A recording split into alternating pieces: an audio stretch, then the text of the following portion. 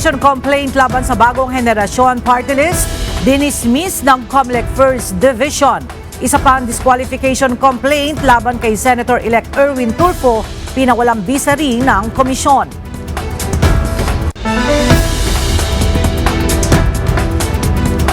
Lisensya sa pagmamaneho ng driver na sangkot sa aksidente sa NAIA, pinatawan ng 4 na taong revocation ng Land Transportation Office.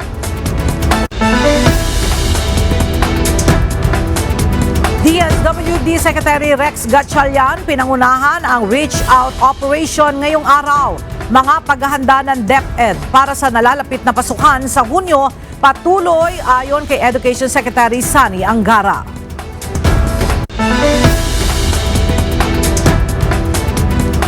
Solid North Bus Company at drivers sinampahan na ng reklamo kaugnay sa aksidente sa SCTEX noong May 1. 50 million pesos hinihinging danyos para sa mga biktima.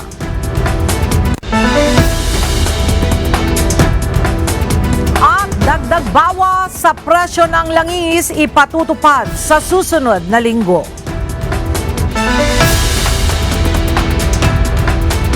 Magandang tanghali mga kasangbahay. Ngayon po ay araw ng Biyernes, May 23, 2025. Tayo po ay sabayang napapakinggan sa Radyo La Verdad 1350, ang UNTV Radio. At una sa mga balita ngayong tanghali. Hinamon ni Pangulong Ferdinand Bongbong Marcos Jr. ang kanyang gabinete na agapan ang pagtapos sa mga isinasagawang mga proyekto. Ito'y kaalinsabay ng pagpipresenta kahapon ng Pangulo sa stakeholders ng mga bagong batas na nilagdaan nito. Ang detalye sa report ni Ivan Alvarez. Gampanan ng maayos ang tungkulin. Ito ang binigdiin ni Pangulong Ferdinand Marcos Jr. sa talumpati nito kahapon upang ilatag ang newly enacted laws sa harapan ng mga stakeholder. Ayon kay President Marcos, nais makamit ng administrasyon na gawing mas maayos, mas ligtas at mas maginhawa ang buhay ng bawat pamilyang Pilipino. Hamon ko sa gabinete at mga pinuno ng ahensya, siguruhing matatapos ang mga proyekto ng ayon sa schedule at sa budget. Hindi na tayo papayag na may masyadong cost overrun, mayroong mga time extension, wala namang makatwirang dahilan, and no to non-performing projects. Isa sa mga aksyon upang mangyari ito ay ang formal na pagbuo ng Department of Economy, Planning and Development o DepDev bilang isang ganap na kagawaran sa gobyerno.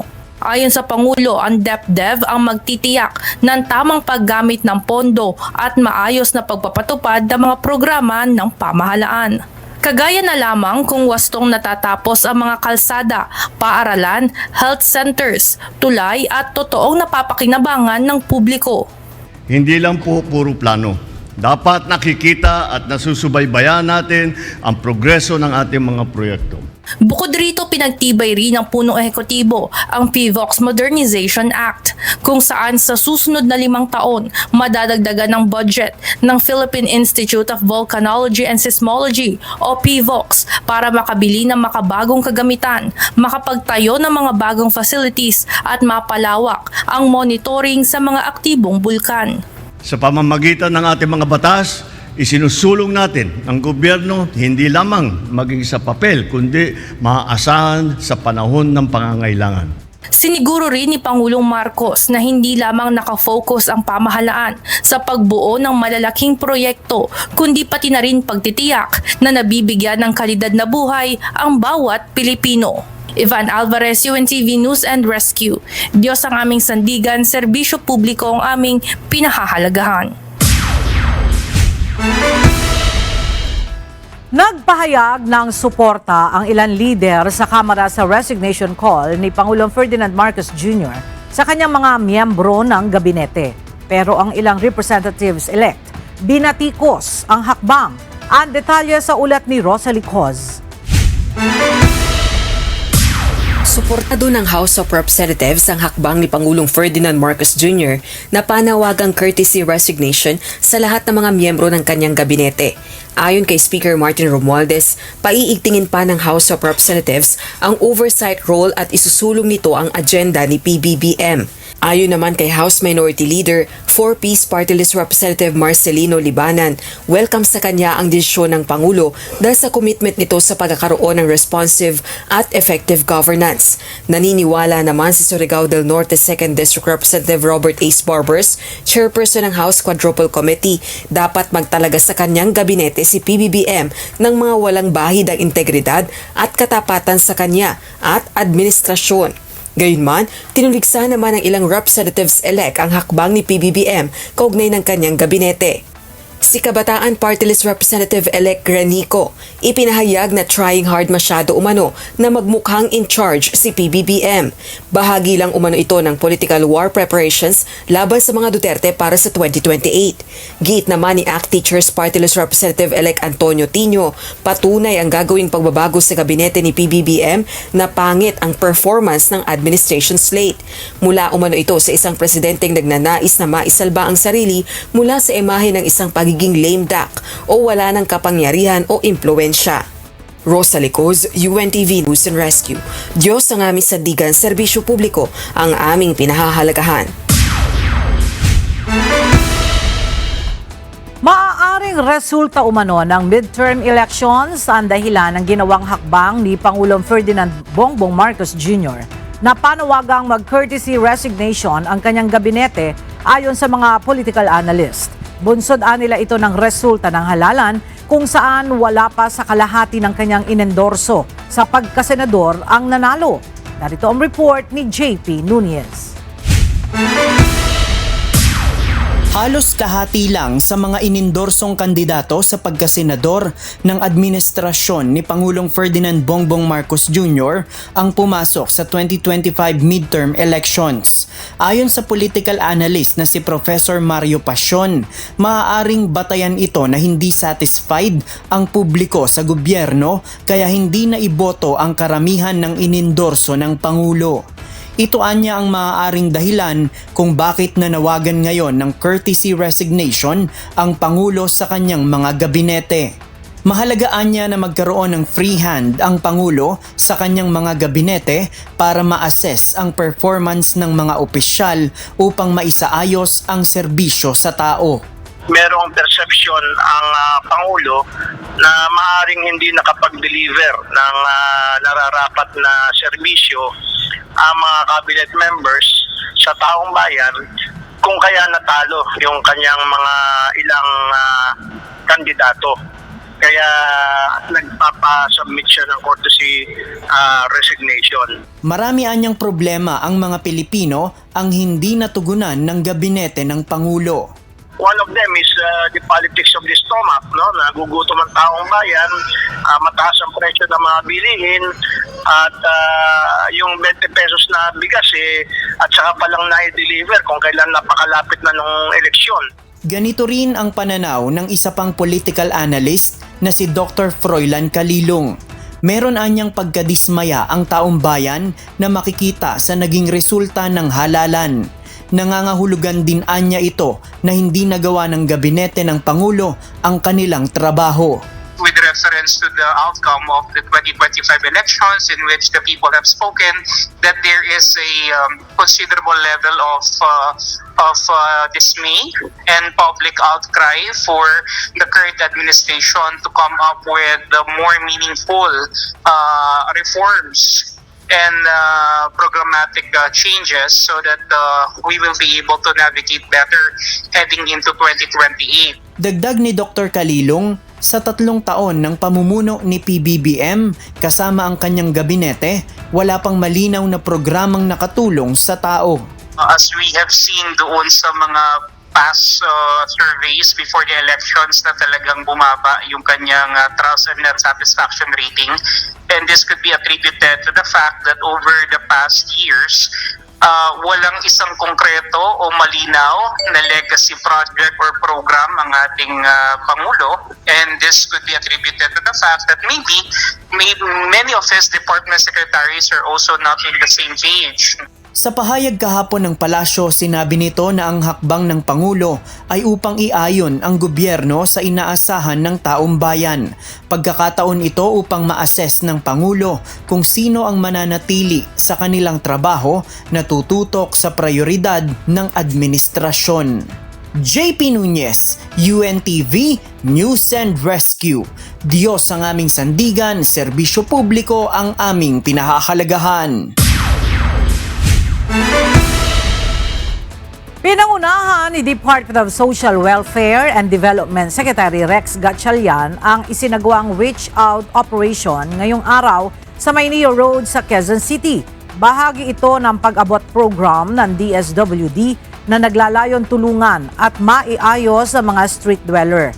Ilan sa mga nakausap ng kalihim ay nakumbinsi nito at sinamahan sa DSWD Pag-abot Processing Center sa Pasay City upang masiguro na makatatanggap ang mga ito ng kinakailangang interventions at suporta. Sa kabila ng kanyang pagsusumite ng courtesy resignation bilang pagtalima sa direktiba ni Pangulong Ferdinand Marcos Jr., tiniyak ni Education Secretary Sani Angara na tuloy ang paghahanda ng kagawaran para sa nalalapit na muling pagbubukas ng klase sa Hunyo. Para sa detalye may report, si Jed Neresina live.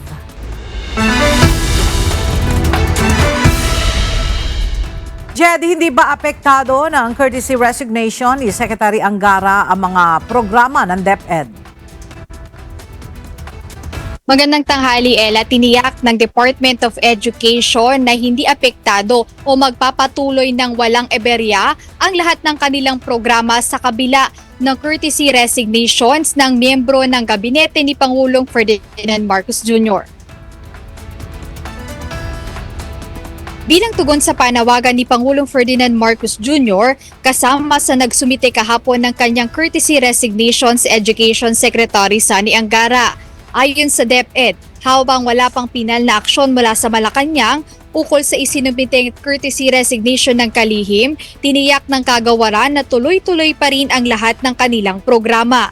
Ayon sa DepEd, full blast ang ginagawang paghahanda ngayon ng ahensya para sa nalalapit na pagbubukas ng panibagong school year sa darating na Hunyo, kung saan naunang inanunsyo na ng kagawaran na opisyal nang magsisimula ang klase para sa school year 2025-2026 sa darating na June 16 ngayong taon at inaasahang matatapos ito sa March 31 sa susunod na taon. Ang nasabing hakbang ay bahagi pa rin ng pagsisikap ng klase upang maiwasan ang pagkaantala dahil sa matitinding init ng panahon. Bukod dito, bukas inaasahang tutungo si Secretary Angara sa Lawag, Ilocos Norte upang samahan si Pangulong Ferdinand Marcos Jr. sa pagbubukas naman ng palarong pambansa. Isa sa mga programa ng Department of Education na ongoing ngayon ay yung kanilang summer programs na layon na matugunan yung mga learning gaps sa mga paaralan at sa mga kabataang estudyante at maihanda na rin o ma-improve yung mga learning competencies na kailangan ng mga bata bilang paghahanda sa nalalapit na pasukan sa darating na Hunyo. Ayan muna update. Balik sa'yo, Ella. Maraming salamat, Jed Neresina.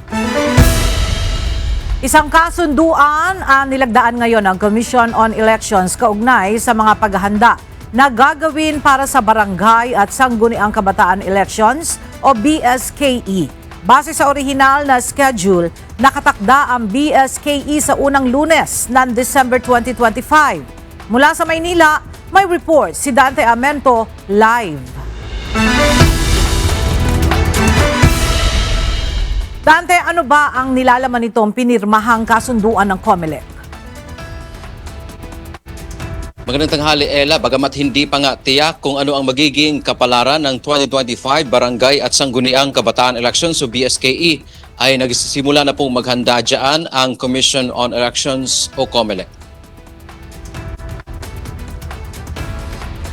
Lumagda ngayong umaga, Ella, ng isang kasunduan ang komisyon kasama ang ilang stakeholders tulad ng PPCRV, NAMFREL at grupo ng mga kabataan sa tinatawag na Kaisa Project o Katapatan at Integridad para sa atin.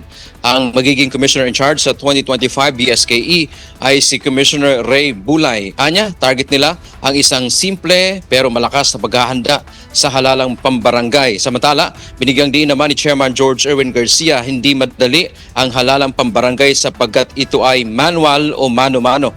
Mas madaming balota ang iimprenta sapagkat bukod sa balota para sa barangay candidates ay mayroon ding para sa mga SK o para sa SK elections. Dagdag pa nito, sana maging automated na rin ang BSKE kahit sa level ng presinto at wala nang magiging transmission. Ella, ang sabi nga kanina ni Chairman George Erwin Garcia sa pagbabalik sesyon ng ating Kongreso sa June 2 hanggang 12. Crucial itong panahon na to, Ella, at nais silang malaman kung maaprubahan ba yung panukalang batas dyan sa mababang kapulungan ng Kongreso at gayon din sa Senado na layong sa House ay 6 years ang term ng barangay at SK officials. Pagdating naman sa Senate ay 4 years yung fixed term ng mga lokal na opisyal. Ang sinabi kasi dito ng COMELEC kapag ka naaprubahan, Ella, yung batas na yan, either yung sa House version o sa Senate, ay maaaring hindi matutuloy nga ang halalang pambarangay at SK sa darating na December 1, 2025. Yan ang ating update mula dito sa Maynila. Balik sa iyo, Ella. Maraming salamat, Dante Amento. Dinismiss na ng Commission on Elections ang disqualification petition laban sa bagong henerasyon party list. Base sa kopya ng desisyon na inilabas ng COMELEC First Division, kulang sa mga attachment at hindi nabigyan ng kopya ng reklamo ang mga respondent. Wala ring paliwanag ang mga petitioner kung bakit registered mail at hindi personal service ang ginamit sa pagpapadala ng kopya. Bigo rin ang mga ito na i-attach sa petisyon ang kopya ng Certificate of Nomination at Certification of Acceptance of Nomination o CONCAN. Kaya hindi sufficient inform ang petisyon dahilan para tuluyan itong i-dismiss. Samantala, pinawalang bisa rin ng COMELEC Second Division ang disqualification petition laban kay Senator-elect Erwin Tulfo na inihain ng grupo ni Toto Causing noong March 27. Doon po sa naging desisyon, nakita po nila hindi pala naman nag-copy fairness ng mismong ang ginawa ay sinabi mayroong registered mail. Dapat po kasi personal service yun mismo sa respondent. So yun pa lang po ay nakita ng ground. Hindi na po pumunta sa merits para i-dismiss ka agad ang kaso. Move forward o magpatuloy sa pagsulong. Ito ang mensahe ng bagong henerasyon o BH Party List matapos i-dismiss ng COMELEC First Division ang disqualification case sa kanila. Sa isang pahayag, nagpaabot ng pagrespeto at pagkilala sa COMELEC ang BH Party List sa papel na ginagampanan nito sa pagbabantay sa halalan. Ayon sa grupo, patunay lamang ng katatagan at paninindigan sa rule of law ang naging desisyon ng poll body na i-dismiss ang petisyon laban sa kanila. Inialay din ng BH Party List sa kanilang mga taga-suporta ang natamong tagumpay makaraang makakuha ng panibagong upuan sa Kongreso batay sa resulta ng katatapos na halalan. Naghain na rin ang petisyon sa poll body ang BH Party List upang maituloy na ang nakanselang proklamasyon sa kanilang pagkapanalo. Pinadalhan ng Ombudsman si Cebu Governor Gwendolyn Garcia at pinagpapaliwanag kung bakit hindi siya dapat kasuhan ng indirect contempt.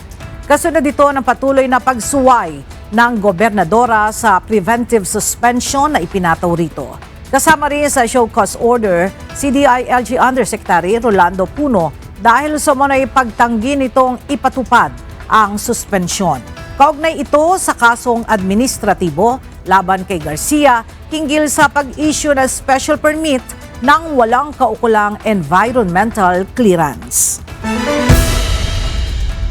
Kinumpirma ng House Prosecution Panel na hindi bababa sa 5 law firms ang tumutulong sa kanila sa paghahanda para sa impeachment trial ni Vice President Sara Duterte. Ayon kay San Juan Representative Isabel Zamora, pinag-usapan sa pagpupulong ng panel ang presentasyon ng Articles of Impeachment sa Senado sa June 2. Kabilang sa mga ebidensyang iaharap ay ang mga umunoy pekeng pangalan na nakatanggap ng confidential funds mula sa Office of the Vice President at Department of Education. Tiwala si Zamora na mahihirapan ng Senado na i-acquit ang Vice Presidente sa dami ng ebidensyang hawak ng prosekusyon. Tiniyak na Malacanang na hindi uupo si Pangulong Ferdinand Marcos Jr. sa bicameral conference para sa 2026 budget. Ito ay matapos ihayag ni Budget Secretary Amena Pangandaman na bili ng Pangulo na upuan maging ang BICAM sa panukalang pondo. Ayon kay Palace Press Officer Undersecretary Claire Castro, nais lamang ng Pangulo na masiguro na nakabase ang magiging pondo sa mga prioridad at mga proyekto ng gobyerno. Literally, he will not definitely sit during the BICAM meeting. This is just an expression to show to the people that he will keep an eye on the national budget for 2026. So it should be at least it should be based on the priorities of the government. Abiso sa mga motorista, posible magkaroon ng dagdag bawas sa presyo ng mga produktong petrolyo sa susunod na linggo. Base sa resulta ng 4 na araw na oil trading sa international market, maaaring magkaroon ng 40 centavos na rollback o walang magiging paggalaw sa presyo ng diesel, habang posible madagdagan ng 30 centimos kada litro o pwede rin magkaroon ng 15 centimos na bawas sa presyo ng gasolina at rollback na 20 hanggang 40 centimos sa kada litro ng kerosene. Ayon sa Department of Energy, Oil Industry and Management Bureau, ilan sa mga dahilan ng dagdag bawas sa presyo ng langis ay ang issue ng US-Iran nuclear deal, gayon din ang US-China trade tensions. Kasama rin dito ang dagdag na oil storage capacity ng crudo sa Iran export terminal at pagtaas ng demand sa kabila ng mga hamong pang-ekonomiya. Pinatawan ng 4 na taon na revocation ng driver's license ang driver ng sports utility vehicle na sangkot sa nakaraang aksidente sa NAIA Terminal 1 noong May 4. Ayon pa sa Land Transportation Office, guilty rin ang nasabing driver sa reckless driving. Mula sa Quezon City, may report si Benedict Samson live. Benedict, ano ngayon ang kakaharapin na parusa at magkano ang multa na ipapataw sa naturang driver?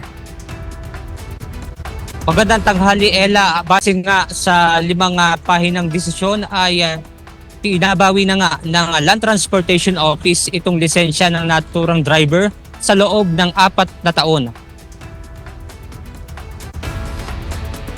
Ayon kay LTO Chief Assistant Secretary Vigor Mendoza II, ipinataw ito dahil sa pagiging improper person to operate a motor vehicle ang naturang driver. Dagdag pa ng LTO, magbumulta rin ito ng nasa 2,000 piso. Ituan nila ang maximum penalty na pwede nilang ipataw laban sa SUV driver sa ilalim ng batas. Makatatandaan na noong May 4, 2 ang nasawi at 4 naman ang nasugatan sa Ninoy Aquino International Airport. Nagbabala naman ang LTO sa mga driver na kung saan dapat nila silang maging responsable at disiplinado upang makaiwas na nga sa mga aksidente at traffic violation. At yan muna ang ating update mula rito sa Antipolo, Rizal. Balik sa inyo dyan, Ella. Maraming salamat, Benedict Samson. Nagsampa na ng reklamo laban sa Pangasinan Solid North Transit at driver nito ang ilang kaanak na mga biktima ng aksidente sa Subic Clark Tarlac Expressway o SCTEX noong May 1. Aabot sa 50 milyong piso ang hinihinging danyos para sa 2 nasawi at sa batang nakaligtas sa aksidente. Sinamahan ni Transportation Secretary Vince Dizon ang mga ito nang magtungo sa Quezon City Hall of Justice kaninang umaga. Umaapela ang motorcycle taxi company na Move It na payagan ng Land Transportation Franchising and Regulatory Board ang pagpasada ng nasa 15,000 riders nito at huwag na ring tanggalin ang operasyon nila sa Cebu at Cagayan de Oro City. May report si Benedict Samson. Nagtipon kahapon sa tanggapan ng Transportation Franchising and Regulatory Board o LTFRB ang ilang opisyal na motorcycle taxi company na Mubit upang maghain ng supplemental motion. Ito ay kasunod ng inilabas na kautusan ng Motorcycle Taxi Technical Working Group o TWG kung saan inatasan ng Mubit na limitahan sa 6,836 ang bilang ng kanilang mga rider at itigil ang operasyon sa Cebu at Cagayan de Oro City. Dahil dito, humihiling ang Mubit na agad na maresolba ang kanilang motion for reconsideration kung saan hinihingi nila na payagan sila mag-operate na may hanggang 15,000 riders at huwag kansilahin ang kanilang operasyon sa mga nabanggit na lungsod. Dahil sa order na yan, ang kinakatakot ng karamihan, any moment, may tendency na mawalan sila ng hanap buhay. Kaya naman sa ganun, ginagawa namin, kaya kami nag-file ng ganito para maayos na natin, matuldukan na natin yung pangangamba ng mga rider namin. Ayon kay Wayne Jacinto, malaking kawalan para sa kanilang hanay kung mawawalan ng trabaho ang mga rider na mapipilitang tanggalin. Binibigyan namin ng proper training, patigit pa dyan binibigyan namin ng insurance eh. So may mga programa kami na hindi lang pang rider kundi para sa pamilya nila. Dagdag pa ni Jacinto, sa pagsisimula ng EDSA Rebuild, mas kakailanganin pa nila ng karagdagang transportasyon lalo na sa mga commuter na maaapektuhan ng inaasahang mas mabigat na trapiko. Binibigyan natin ng assurance at siyempre ang pangunahin pa rin nating mandato sa mga riders, makapagbigay ng magandang serbisyo sa ating mga pasahero. Lalo-lalo na ang EDSA mag-undergo ng rehabilitation at pahirap yung ways of commuting. Kinakailangan talaga maging handa rin sila magserbisyo. Benedict Samson, UNTV News and Rescue. Diyos ang aming sandigan, serbisyo publiko ang aming pinahahalagahan. Binigyan na 30-day special permit ng Maritime Industry Authority o Marina ang 8 barko para madagdagan ang bilang ng mga vessel na naglalayag sa Samar at Leyte. Layo nitong mapagaan ang epekto ng weight restriction na ipinatutupad sa San Juanico Bridge. Kabilang sa mga pinayagang maglayag, ang 7 Landcraft Tank o LCT vessel at isang roll-on-roll-off o RoRo vessels na bumibiyahe sa Calbayog City sa Samar at Ormoc City sa Leyte. Ayon sa Marina, mahalaga ang pagbubukas ng bagong ruta upang mapanatili ang inter-island connectivity. Muling nakaranas ng pangaharas ang mga barko ng BFAR mula sa mga barko ng Chinese Coast Guard at sa unang pagkakataon, binomba ng water cannon ng China ang civilian vessel ng Pilipinas na may sakay ng mga marine scientist. Ang detalye sa report ni Ryan Lacanlale. Chinese Coast Guard vessel number 21559. This is MMOB 3002. BRP Dato Sambay, Bureau of Fisheries and Aquatic Resources. A government vessel of the Philippines. Your unsafe maneuvers are in clear violation of your obligations. Gamit ang 2 barko ng Bureau of Fisheries and Aquatic Resources na BRP Datu Sanday at BRP Datu Pagbuaya, nagsagawa ng routine maritime scientific research mission ang isang grupo ng mga Pilipinong scientifico sa mga sandbars sa Pag-asa Island. Nangolekta ang mga ito ng sample ng buhangin bilang bahagi ng kanilang scientificong pananaliksik sa lugar. Pero pagdating sa Sandy K2, ay nakaranas ng panghaharas ang mga barko ng VFAR. Pasado 9:00 ng umaga ng Miyerkules, 2 ulit na binomba ng water cannon at sinadyang banggain ng Chinese Coast Guard vessel ang research vessel na BRP Datu Sanday. Well, this is the first time that the Philippine vessel, Bureau of Fisheries and Aquatic Resources, experienced water cannon sa loob ng territorial sea ng Pag-asa, habang ang ating BFAR vessel ay nagkakandak ng marine scientific research patungo sa Pag-asa K2. Nagresulta ito ng damage sa barko at naglagay sa panganib sa mga sibilyang sakay nito. Kaya mariing kinundina ng PCG at BFAR ang aksyong ito ng China.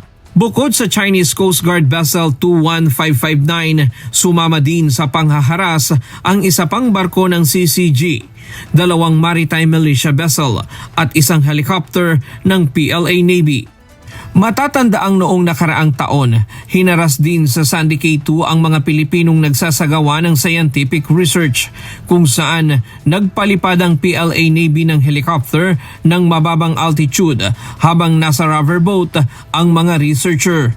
Sa gitna ng mga ginagawang harassment at pambubuli ng mga barko ng China sa mga barko ng Pilipinas sa lugar, sinabi ng PCG na magpapatuloy ang pamahalaan sa kanilang pagsasagawa ng maritime scientific research sa lugar. But despite of that, the Philippine government, kasama ang Philippine Coast Guard and the Bureau of Fisheries and Aquatic Resources is still going to pursue ang ating marine scientific research dito sa mga pag-asa case. It will not prevent the Philippine government in conducting MSR within the territorial sea of Pag-asa. Ang Sandy K2 ay nasa territorial water ng Pag-asa Island. Mayroon lamang itong distansya na 2.5 nautical miles. Sa kabila ng insidente, matagumpay pa ring naisagawa ng Philippine Scientific Team ang kanilang misyon sa Pag-asa K1, 2 at 3. Ryan Lacanlale, UNTV News and Rescue. Diyos ang aming sandigan, serbisyo publiko ang aming pinahahalagahan. Lubhang ikinabahala ng National Maritime Council ang pinakabagong agresyon ng Chinese Coast Guard sa Pag-asa Island laban sa barko ng Bureau of Fisheries and Aquatic Resources ng Pilipinas. Sa kabila nito, sinabi ng ahensya na hindi pa kailangan magdagdag ng pagpapatrolya sa Pag-asa Island. Mula sa Pasay City, nagbabalik si Ryan Lacanlale live.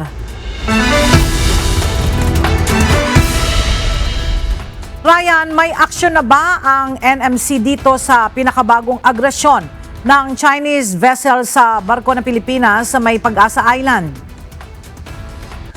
Ella, ayon sa official statement ng National Maritime Council, magsasagawa sila ng angkop na diplomatikong hakbang kasunod ng insidente sa Sandy K2 sa Pag-asa Island noong Miyerkules. Bukod dito, ipagpapatuloy ang multilateral cooperation at maritime capability building upang matiyak ang epektibong maritime operation ng bansa. Nagpahayag ng lubhang pagkabahala ang National Maritime Council sa panibagong pagbomba ng water cannon ng Chinese Coast Guard vessel sa isang barko ng Bureau of Fisheries and Aquatic Resources na nagsasagawa ng lehitimong routine maritime scientific research sa Pag-asa Island. Sabi ng NMC, matagal nang ipinagpapatuloy ng Pilipinas ang soberenya at jurisdiction nito sa lugar alinsunod sa international law. Sa inilabas naman ng pahayag ng China, sinabi nito na hindi umano nagpaalam sa kanila ang mga barko ng Pilipinas nang pumasok sa tinatawag nilang Subijiao at Tianjin-Jiao na paglabag daw umano sa sovereignty ng China. Tugon naman dito ni Commodore J. Tariela, ang tagapagsalita ng PCG sa issue ng West Philippine Sea. Nasa territorial water ng Pag-asa ang mga case kumpara sa China na daang-daang milya ang layo sa lugar kaya wala silang jurisdiction dito. Saan mo ng latest mula dito sa Pasay City. Balik sa iyo, Ella. Maraming salamat, Ryan Lacanlale. Maaaring mag-request ng repatriation ng mga overseas Filipino workers na may problema sa ibang bansa sa pamamagitan ng OFW app ayon sa Department of Migrant Workers.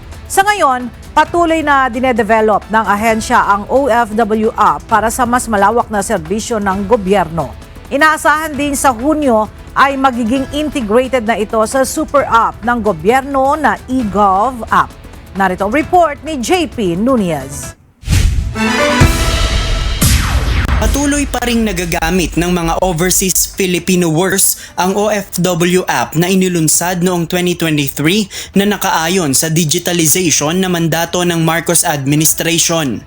Ayon kay Department of Migrant Workers Undersecretary Dominic Rubia Tutay, pwede itong magamit ng mga OFW kung meron silang kinakaharap na suliranin sa ibang bansa. Partikular dito ang pagre-request ng repatriation. if they need repatriation, pwede po nating gamitin yung app na ito. Ang isa din pong nakikita nating direksyon ay the moment na may nireport na problema po ang ating mga OFW, maaari pong ipaalam na po natin doon sa next of kin sa pamilya para hindi po nag-aalala ang kanilang mga pamilya na nandito sa Pilipinas. Sa pamamagitan anya ng OFW app, pwede nilang alertuhin ang mga Migrant Workers Office o Labor Attaché sa ibang bansa para tugunan ang pangangailangan ng mga OFW. Ayon kay Yusek Rubia Tutay, ilang minuto lamang bago maaksyonan ang mga natatanggap nilang concern ng mga OFW mula sa online app. Mula naman sa 30 contact center agents, dadagdagan pa nila ito ng 15 para mas mapabilis pa ang pagsagot nila sa concern ng mga OFW. Ibig sabihin po nito, kung ang ating pong mga call center agents po ay agad na nakikita on screen yung kalagayan, so madali pong magbato ng mga reports from one unit of the department to another. Inanunsyo din ng opisyal na magiging integrated na rin ang OFW app sa e-travel system kung saan makikita na dito ang kanilang Overseas Employment Certificate o OEC. Ibig sabihin anya nito, hindi na mahihirapan ang mga OFW na ipresenta ang kanilang OEC pagdaan sa Bureau of Immigration. Pagdating po sa airport, kung ito po ay naka-integrate na po sa e-travel system ng DICT, tuloy-tuloy na po. Not even the requirements of the Bureau of Immigration po ay kakailanganin pa. Kasi integrated na rin po ang e-travel at ang BI system. Inaasahan naman anya na pagsapit ng Hunyo ay magiging integrated na rin sa eGov app na siyang super app ng gobyerno ang OFW app para sa mas malawak pang serbisyo nito. JP Nunez, UNTV, News and Rescue. Diyos ang aming sandigan, serbisyo publiko ang aming pinahahalagahan. Patuloy na pinalalakas ng pamahalaan ang eGov app kung saan madaling ma-access ng publiko ang iba't ibang serbisyong alok ng gobyerno. Isa sa pwedeng i-avail ng ating mga kababayan ay ang libreng payong legal mula sa Public Attorney's Office. Narito ang report ni Benedict Samson. May alok na instant legal advice sa Public Attorney's Office o PAO sa pamamagitan ng eGov app. Layunin itong gawing mas mabilis at accessible ang serbisyong legal para sa publiko. Ayon kay PAO Chief Attorney Persida Acosta, napakahalaga na agad na masagot ang mga tanong sa batas, lalo na't hindi lahat ng Pilipino ay pamilyar dito. Nandyan ang ating instant legal advice, counseling, at kung kailangan i-represent sa court, ay mag-a-assign tayo ng mga abogado. Napaka-importante kasi na pag may mga tanong sa batas, ay nasasagot agad. Dahil hindi naman lahat ng Pilipino ay nag-aaral ng batas. At yung mga bago, lumang batas, kailangan ipaalam natin sa ating mga kababayan. Hindi na kailangan ng proof of indigency o anumang dokumento kung legal advice lang ang kailangan. Ngunit kakailanganin ito kung aabot na sa court representation o paggawa ng legal documents. Kapag mga legal advice, hindi kailangan magpresenta ng indigency requirement kasi via social media yun, no? Pero pag i-represent na sa court o may gagawing dokumento, kailangan patunayan na hindi nila kayang bumayad ng private lawyer. Magtatalaga ang PAO ng mga abogado at staff na sasagot sa mga katanungan sa app, katulad ng ginagawa sa kanilang 24/7 hotline. Titiyakin din ng PAO na liitimo ang mga gumagamit ng serbisyo sa pamamagitan ng masusing verifikasyon. Kailangan ibabalidate din natin ang bawat impormasyon. Ika nga, di ba may kasabihan, ang nakikinig sa sabi-sabi, walang bait sa sarili. Kaya kailangan mabalidate din ang mga public attorneys natin kung talagang legitimate yung caller, legitimate yung texter, yung nagpadala ng message. Sa kabila ng dami ng kaso na inilalapit sa PAO, tiniyak ni Acosta na magpapatuloy ang kanilang serbisyo sa mamamayan. Hinihintay din nila ang karagdagang 87 abogado na inaasahang tutulong para mapalakas pa ang puwersa ng PAO sa pagbibigay ng legal na tulong sa publiko.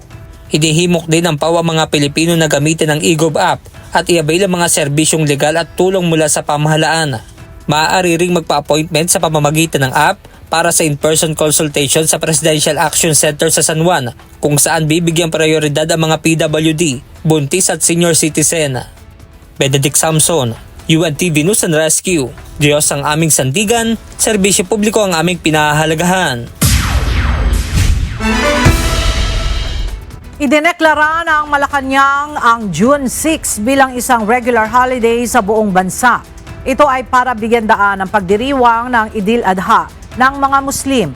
Nilagdaan ni Executive Secretary Lucas Bersamin ang Proclamation No. 911 sa utos ni Pangulong Ferdinand Marcos Jr. batay sa rekomendasyon ng National Commission on Muslim Filipinos.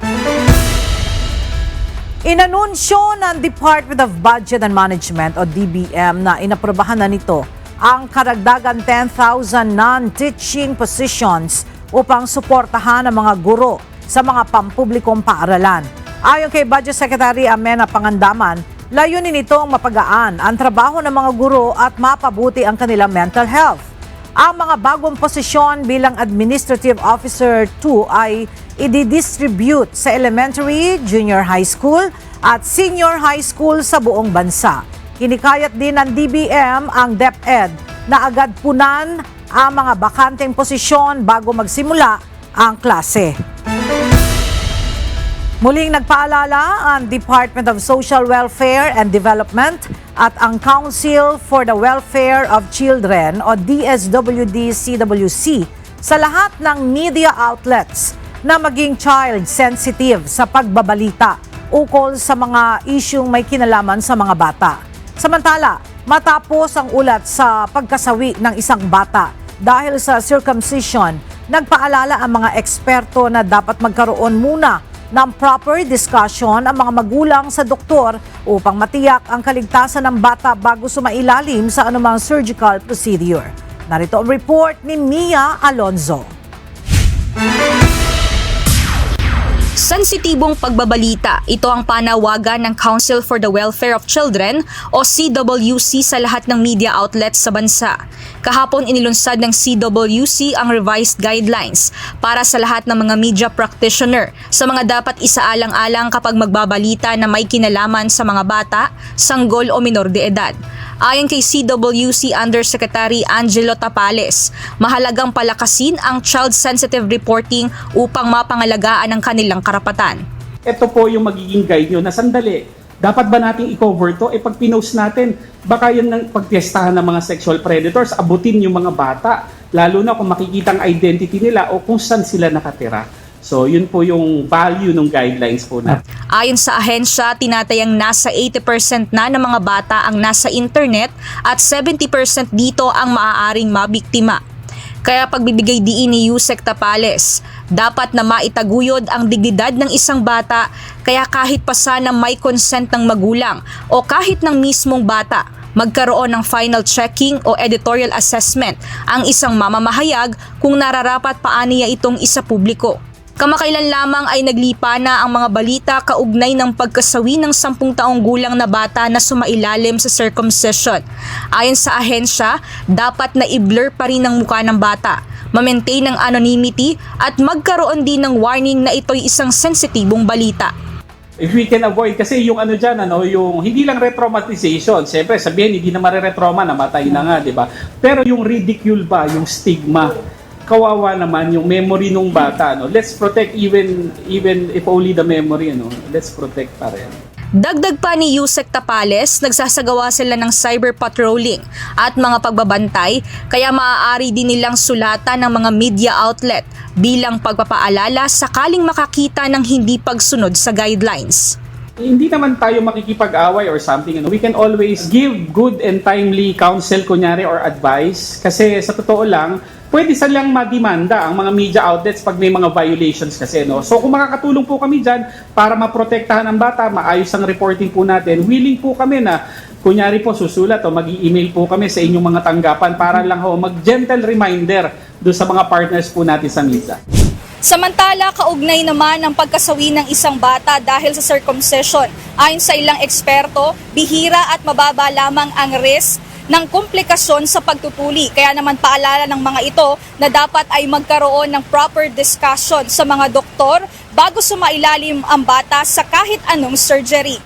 ano ba yung inyong napag-usapan na anesthesia na ibibigay. Kasi madalas ay local anesthesia pero may cases general anesthesia or pinapatulog po yung bata. And then we also have to make sure to ask your doctor kung may mga other mga test pa siyang gustong ipagawa bago gawin yung procedure, no? And kung kailangan pa ba ng clearance mula sa pediatrician. So at least kailangan may magandang discussion po dun sa doktor kung bago pa magkaroon na gawin yung pagtutulit. Ayon kay Doktora Katrina Flor Cruz Dacanay, dapat na lisensyadong doktor ang magsasagawa ng surgery at hindi kahit na sino lamang. Maaaring bumisita sa Professional Regulation Commission o PRC website upang matiyak kung licensed doctor ba ang magsasagawa ng surgery. Mia Alonso, UNTV News and Rescue. Diyos ang aming sandigan, serbisyo publiko ang aming pinahahalagahan.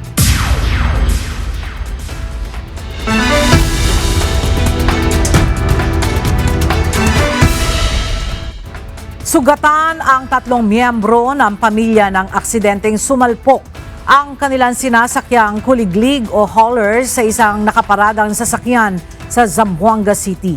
Narito ang report ni Lizelle Nael.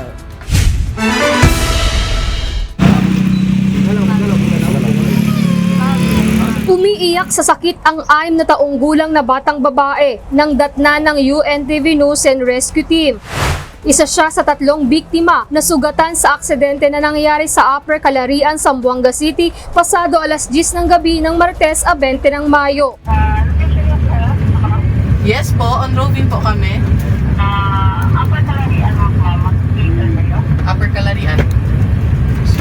Ayon sa ulat, sakay ng kuliglig o hauler ang pamilya nang tinangkang iwasan ng driver ang kasalubong na motorsiklo dahilan upang sa isang nakaparadang sasakyan naman sila bumangga. Dahil sa aksidente, naitukod ng driver ang kanyang braso nang tumagilid ang tricycle kaya hindi niya ito maigalaw. Wait lang. Sir?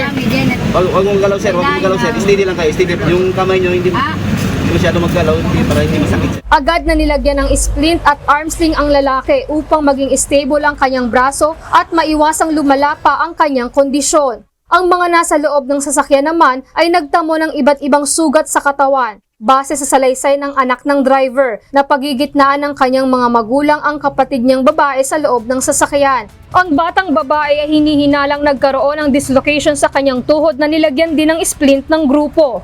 Ang ina ng bata ay wala namang tinamong sugat sa aksidente. Agad na dinala ang pamilya sa Zamboanga City Medical Center matapos malapatan ng paunang lunas. Lizelle Nael, UNTV News and Rescue. Diyos ang aming sandigan, serbisyo publiko ang aming pinahahalagahan.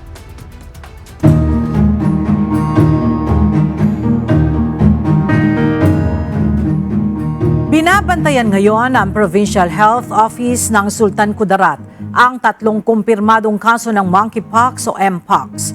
Isa sa kaso ay mula sa Bagumbayan at 2 ang mula sa lungsod ng Tacurong. Ayon sa ulat, kasalukuyang naka-home isolation ang mga pasyente habang isinasagawa na ang contact tracing sa kanilang mga nakasalamuha. Pinayuhan ng health office ang publiko na agad mag-self-isolate at makipag-ugnayan sa health office kung makararanas ng sintomas tulad ng lagnat, pananakit ng katawan at rashes. Patuloy na inaalam ng Bureau of Fire Protection ang sanhi ng sunog sa ilang bahagi ng Santa Cruz Public Market sa Laguna kaninang umaga ng Biyernes. Ayon sa inisyal na report ng BFP, sumiklab ang apoy dakong alas 6 ng umaga sa textile section. Agad naman rumesponde ang 4 na fire trucks at fire volunteers. Idineklarang under control ang sunog bandang alas 7 ng umaga. Wala namang naiulat na nasaktan o nasawi sa insidente.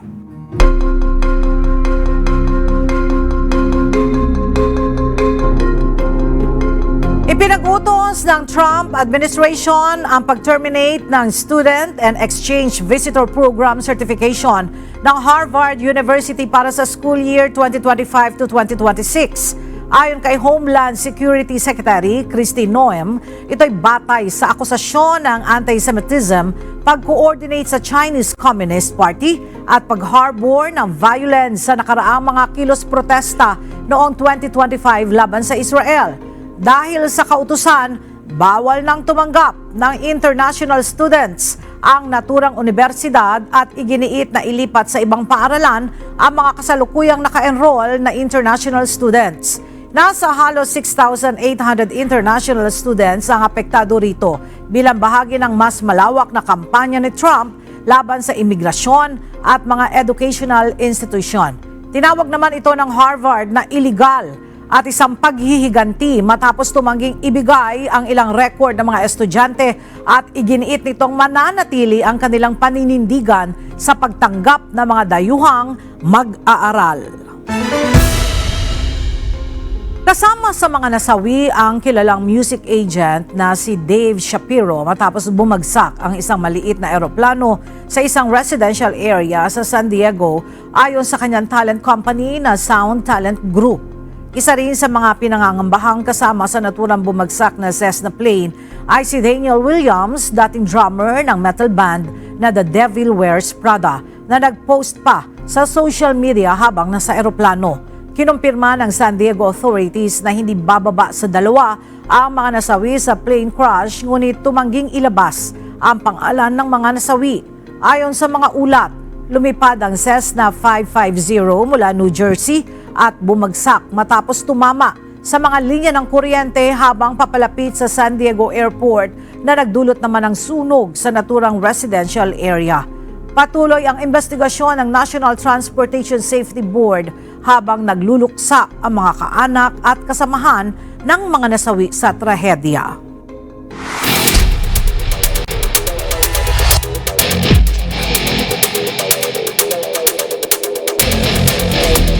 Muling uminit ang aksyon sa loob ng court sa pagpapatuloy ng UNTV Volleyball League Season 3 kung saan muling ipinamalas ng bawat koponan ang walang tinag na determinasyon at pagnanais na magwagi nang ibabaw ang BFP Lady Firefighters, PhilHealth Consulta Health Insurers at Comelec Suffragettes na kapwa nagpakitang gilas sa kanilang laban.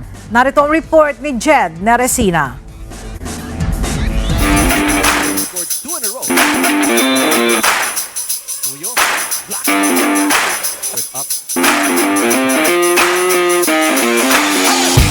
Isang hapong punong-puno ng aksyon, puso at walang tinag na determinasyon.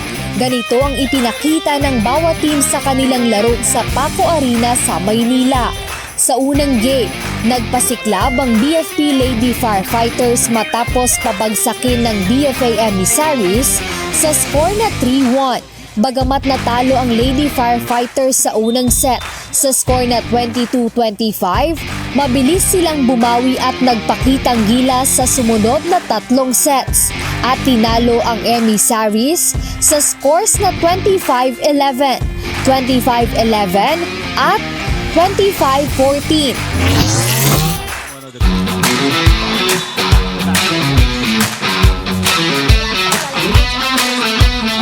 Sa sunod na game, rumatsada ang PhilHealth Consulta Health Insurers kontra NHA Home Masters.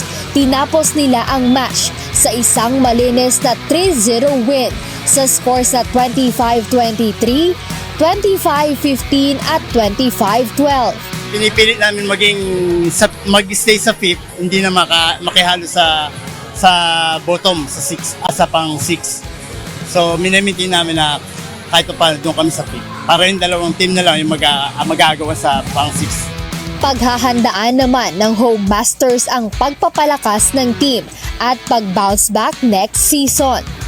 Medyo meron kaming problema sa gelling ng team, communication, nag-on off. Minsan maayos yung depensa, minsan nawawala. So hindi pa consistent, wala talagang consistency pa. Since this is still a new team, siguro kapag sa susunod na season, bounce back talaga kami. Paghahandaan na namin.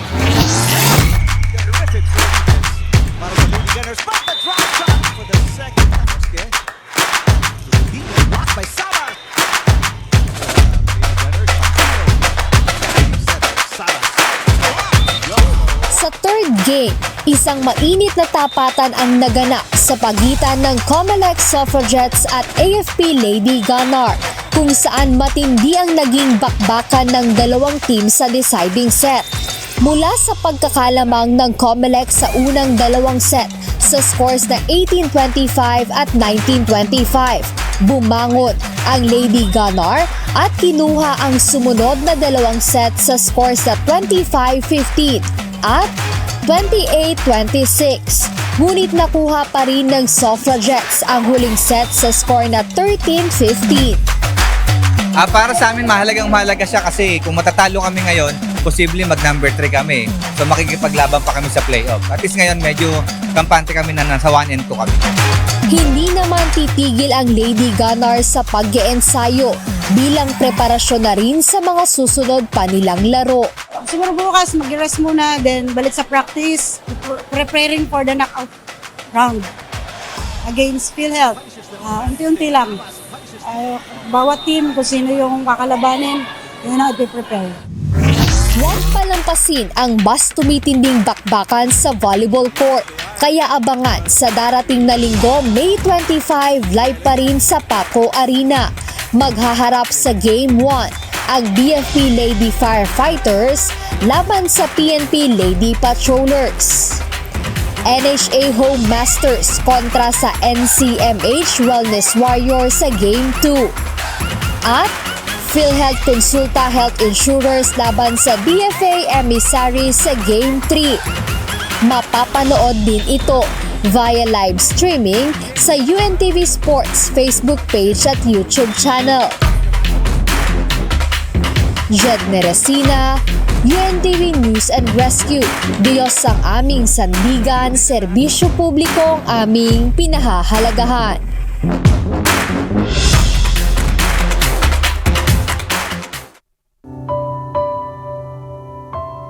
At sa ating iiwang mga salita ng Diyos na ating sandigan mula sa aklat ng Santiago Kapitulo 2, versikulo 24 na nagsasabi, nakikita ninyo na sa pamamagitan ng mga gaway inaaring ganap ang tao at hindi sa pamamagitan ng pananampalataya lamang.